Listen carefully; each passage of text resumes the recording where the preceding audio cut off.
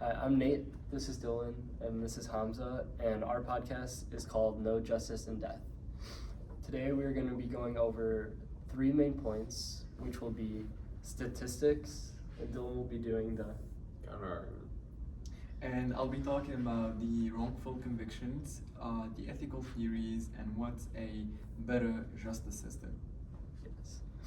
So when we look back at the death penalty, we can trace it back as far as the 18th century BC in Babylon, where he did the death penalty for around 25 different crimes. And when we relate it to the US, we could trace it back to Britain, which influenced America's death penalty the most.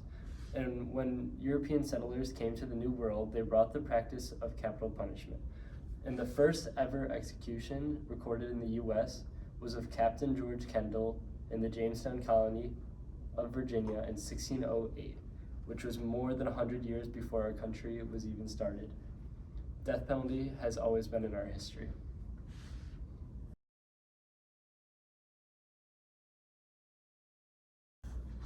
So let's begin with a powerful truth.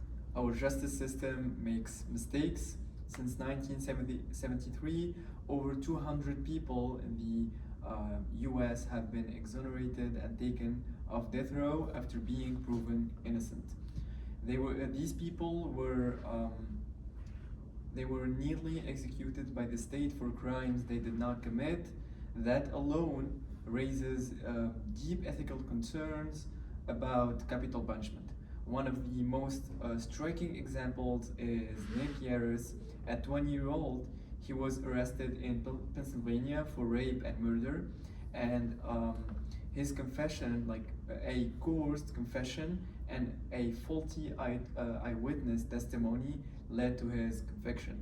He spent 22 years on death row before DNA evidence finally proved he was innocent. He was released in 2004 and later won the settlement. But no amount of money can give back these decades of his life. Another case of Joseph Wood in 2014, Arizona executed him using lethal injections meant to be quick and painless. Instead, the drugs didn't work as expected, and Wood gasped and struggled to breathe for nearly 2 hours. Witnesses were horrified. Medical and legal experts described the execution as cruel and inhumane. This was not justice at all, it was torture. So these cases make us ask, is it ethical to have punishment that can kill innocent people or inflict suffering like this even on the guilty? In my opinion, do you believe that almost every single case is actually unjust? Because in a way, if you think about it, someone is most likely mentally ill or unstable if they're able to commit such horrible crimes to where the society wants to punish them by killing them. Yeah, absolutely. It doesn't have to be, it's probably and not the case. I'm making exceptions out of my arguments, that's true. But if the system is flawed, we also have to look into that and try to fix those flaws and for a better outcome. And I'll reflect on that from Mill's perspective and Aristotle's perspective. Dylan, what are your opinions on cases that were convicted wrongly?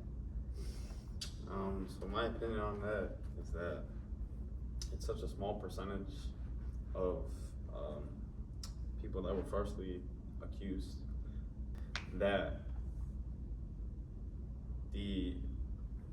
I'm gonna relate it back to how the greatest number for the greatest good, sacrificing just that small group of people that have been falsely accused, sentencing them to death is gonna produce a greater outcome for the majority of the population, because most of the time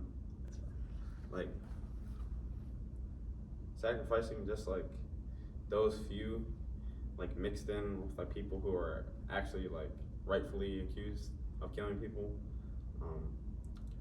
that's gonna bring about the greatest number for the greatest people, because if we just say like that we're gonna stop capital punishment, because there have been a few certain cases where there have been people who have been like wrongfully convicted, and we're kind of like showing like, oh, like we don't care as much, like, yeah. So I'm just gonna follow up on that. So since we're talking about Mill and we're talking about utilitarianism, it says the right thing to do is what brings the most happiness and reduces the most suffering for the greatest number of people. I would say you might think capital punishment could do that. Maybe it deters crime, maybe it gives closure to families, maybe it saves money, but in reality, the evidence doesn't support these ideas. Studies have shown that the death penalty does not deter crime. It's better than life imprisonment. In fact, many places without the death penalty, they have lower murder rates than those with it. Even law enforcement officials say it's not as effective as deterrent. On top of that, risking killing an innocent person like Nick by itself it's huge. That alone causes tremendous suffering to the person, their family, and public trust in the justice system. Mill would also ask, are we spending like our resources in a way that helps most people? The death penalty is extremely expensive. Trials, appeals, special prisons, housing can cost millions more than keeping someone in prison for life. That money could be used for education, crime prevention, or victim support, things that improve society well-being. So from Mill's point of view, the death penalty creates more harm than good. It risks innocent life, wastes resources, and doesn't make us safer. It fails the test of promoting the greatest happiness. Yeah, going on top of that, and also relating it to Mill from class, I have two things written down here, two questions. How much evidence is there really that the death penalty lowers crime rate? And then, is capital punishment really cheaper than life in prison? Because like some statistics show that it really isn't, and then there's not much evidence that makes it clear that death penalty is actually like lowering the crime rate or preventing people from getting locked up. Like they have no fear or anything, like no consequence in their head when they're doing their action. Especially if it's death penalty worthy, they're most likely mentally ill, like what I said earlier. And if Mill was looking at it this way, he would argue that the death penalty is ineffective and fails to maximize happiness or minimize harm, and the resources that society spends on capital punishment could be better used to address root cause of the crime, like you said. Yeah. Even when we look at, not only from Mill's perspective, but when we look at Aristotle's perspective, he would ask, what kind of people do we want to be? So he has a different view on ethics. He focused not just on actions or results, but on building character. He believed a good life means becoming a virtuous person, someone guided by justice, compassion, and wisdom. Aristotle taught that true justice, it's not about revenge, and literally what the system is doing, it's like pure revenge. You kill, I kill back. It's about the balance and moderation. It's about doing what's right, what feels emotionally satisfying in the moment. So when we execute someone for a murder, are we showing justice, or are we acting out of vengeance? What do you think? Is it vengeance or justice?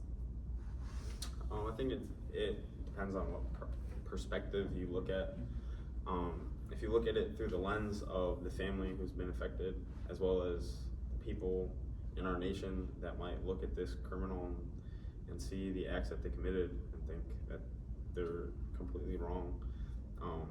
When these people are sentenced to death, those people might feel a sense of pleasure, a sense of happiness that this person is no longer like living, that they'll have no chance of committing like the same acts ever again.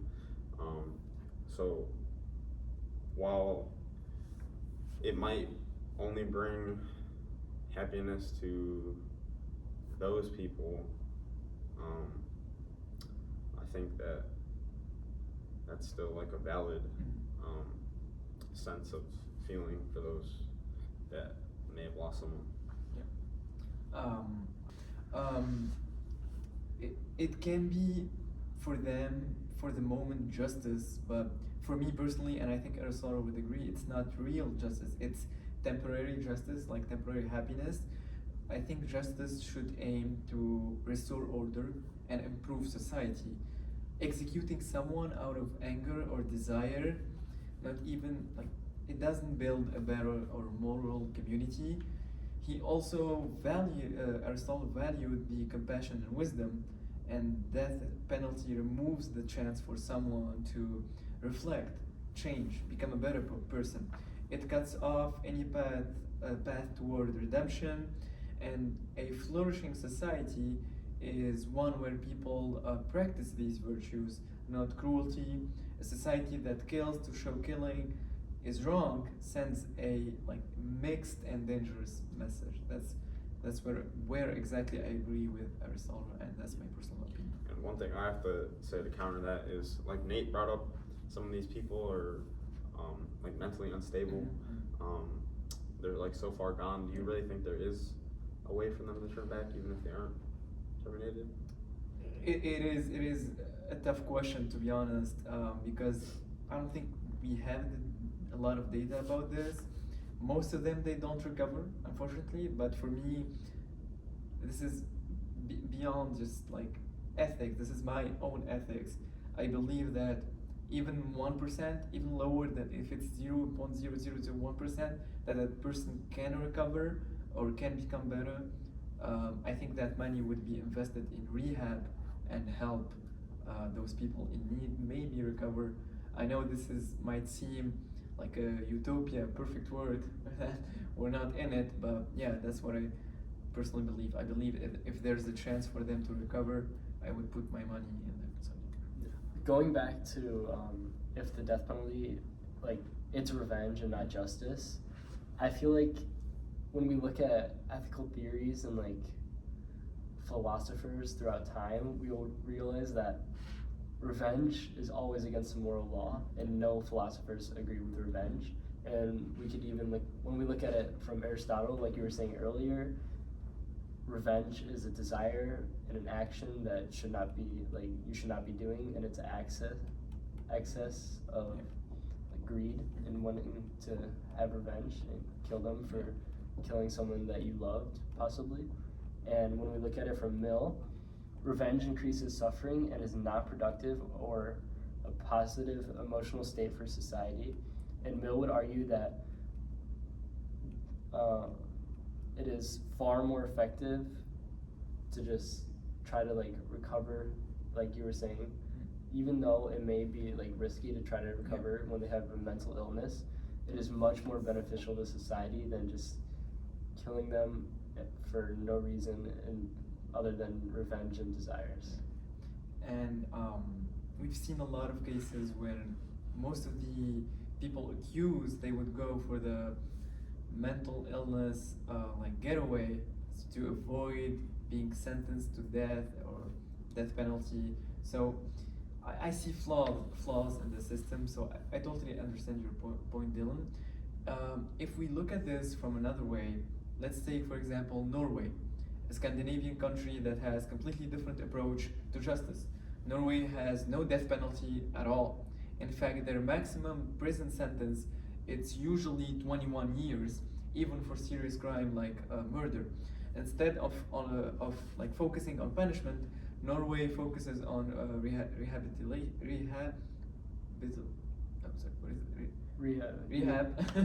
Their prisons are clean, safe, and respectful. Inmates get therapy, education, and job training, which is something that a lot of inmates suffer when they get out of prison. They cannot get a job because of their record. The goal for Norway is to help them because they can become better people. and safely return to society. Integration to the society, I think that's also one of the toughest things that US struggle with. Does it work? Actually, yes. Norway has one of the lowest crime rates in the world. Only about 20% of former inmates commit another crime after release, compared to US, which is 70% in US when they get out of prison. Yeah. It shows that there's mercy and rehab can make a society safer more than revenge ever could. They believe that all people have value, even those who have done terrible things. They hold people accountable, but they don't they don't dehumanize them. Yeah. When we go off of like Norway and looking at how other countries, like in their view on the death law, according to Europa.eu, 142 countries had outlawed capital punishment by 2019, and the majority of third world countries in Europe have done so. And this just shows like that there's a global trend to get rid of capital punishment, and I believe that the US is behind, and they need to look at Europe to like as like a stepping stone to move forward. And when you look at the US, there's 27 states, according to deathpenaltyinfo.org, that retain the death penalty and allow it. And there's 23 states without the death penalty. And then you're asking where are the other 4 states? They have a hold on executions, but they haven't banned it, or do they allow it? They're like kind of in the middle. But they are not allowing executions, so like in a way you could say it's like it's almost even for states that allow it and states that don't. You have anything to add? No? For me, just a way to conclude and also ask questions to our audience. Maybe we can also talk about this in class. Does killing a killer make us just? The heart of the issue, we say killing is wrong, yet we kill to prove that. I feel like that's a hypocrisy behind it. It sends a confusing message. If murder is so wrong, why we want our justice system to do it on purpose or under legal law? Also, think about the role of the government. We expect our laws to be fair, unbiased, and careful, but the death penalty has often been unfairly applied, especially to poor people, people of color, and those who can't afford good lawyers. That makes it even more troubling. A just society, for me personally, and reflecting on the theories, it doesn't need execution. We look at real cases, ethical theories, and real-world alternatives, and all points led to one thing: capital punishment. It's not. We cannot justify it. It risks killing innocent people. It doesn't stop crime. It costs too much. It reflects on vengeance, not virtues. It's not the only way to keep society safe. Yeah. So I'm gonna just piggyback on what you just said, how murdering someone for murder is very hypocritical, and I'm gonna relate it to Mill and Aristotle. When we relate that to Mill's theory focuses on the greatest good for the greatest number. And killing someone for killing doesn't reduce suffering, it amplifies it. The risk of executing innocents or causing emotional trauma to families of the accused is greater than any potential deterrent effect. And when we relate it to Aristotle and his virtues and actions, from an Aristotelian perspective, true justice is not just about vengeance, but finding a balanced, ethical response that reflects moral character. Killing someone for committing murder violates the idea of striving for virtuous moderation, and when you think about it, you're just breaking his law more and more if you're killing someone. And one of his 3 laws, which are adultery, murder, and theft, you're breaking that one law, murder. Yeah, I totally agree. Mill would reject it for creating more suffering. Aristotle would reject it because it doesn't align with the justice, compassion, and wisdom. And we've seen countries like Norway. It shows there's a better way if you want a society that's truly just. One believes that in fairness and mercy and human dignity, then if we believe in that, we must ask ourselves what kind of people we want to be, or maybe the answer is not the kind of people that kills to solve problems. Yep, that's basically it. Dylan, I wanted to ask you, when we look at like the global trend of capital punishment and how Europe is like really taking a step forward and abolishing it, do you believe that the US is in its right not abolishing it, or do you think, like, why do you think Europe is abolishing it? I think every country is entitled to their own like set of rules and dictation. So like Hamza brought up, there are a bunch of other countries that are getting rid of like the death penalty. But the US is like a big country, and I think the reason some of these like smaller countries are having success is because of that, because they have a smaller population. And so I think some of the numbers might be a little bit flawed.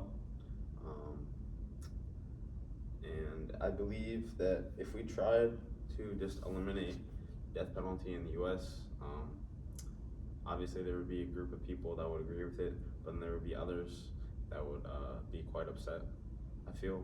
And that in itself would bring about violence. It might bring about violent protests and like outrage in the media. And so I just think, like, at this point in time, that's one of the reasons why we haven't abolished it yet. So. Do you also think, Dylan, that because of the U.S. history and what happened with a lot of factors that they intervene in the way, so crime rate was always up, and with a big country like U.S., it's going to be tougher to apply the same rules that worked with Norway. That's why. Yeah, and because the U.S. is split into different states, they all have their own jurisdiction. Yeah. So it's kind of hard to put like a national ban on the death penalty, because each state can kind of dictate what they want to do. And at the end of the day, I don't know if everyone will agree. Interesting. Yeah. So do you believe in not like nationally banning it, but just states get their own decision on it? Yeah, I think we should leave it up for states to decide, because at the end of the day, we are a democracy. We're not a nation that's led like one person says something and everyone listens to it. So. Like communism. Yeah. All right. Thank you. That was interesting. Me, Dylan, and Hamza, thank you for watching and or listening to our podcast, No Justice in Death. Please email us or drop comments on this video on your views or your opinion to this podcast, and we will respond. We hope you follow morals and loosely base your life on Mill and Aristotle's laws and virtues. And remember this quote from Aristotle: happiness depends upon ourselves. Thank you. Thank you, guys.